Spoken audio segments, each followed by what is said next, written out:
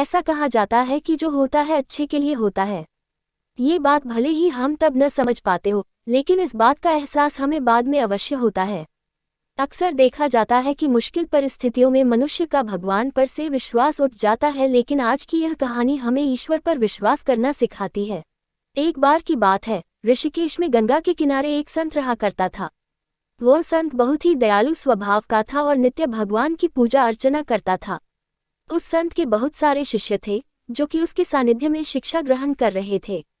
वह संत जन्म से अंधा था, लेकिन उसका एक नियम था।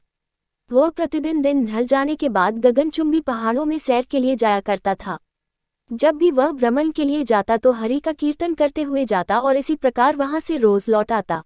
अपने गुरु को प्रतिदिन ऐसा करता देख उसके शिष्य असमंजस्य में पड़ जाते थे कि वे अंधे होने के बावजूद भी ऐसा कैसे कर लेते हैं।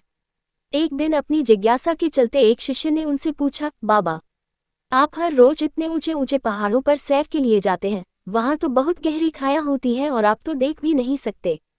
क्या आपको कभी डर नहीं लगता? कहीं पांव डगमगा गए तो, या कोई जंगली जानवर आ जाए तो?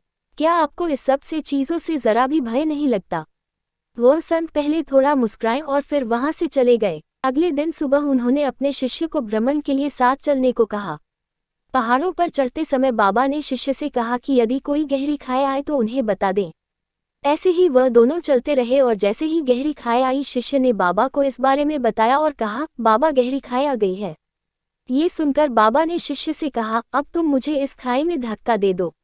बाबा की यह बात सुनकर शिष्य विस्मित होकर चारों ओर देखने लगा।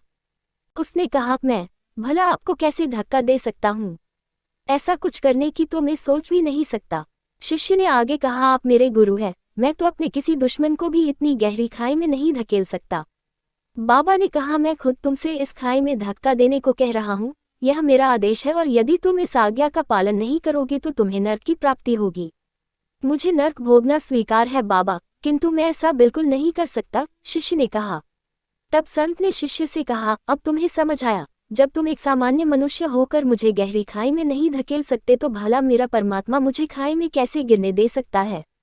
भगवान हमेशा गिरे हुए को उबारते हैं और कभी किसी के भी साथ गलत नहीं होने देते हैं।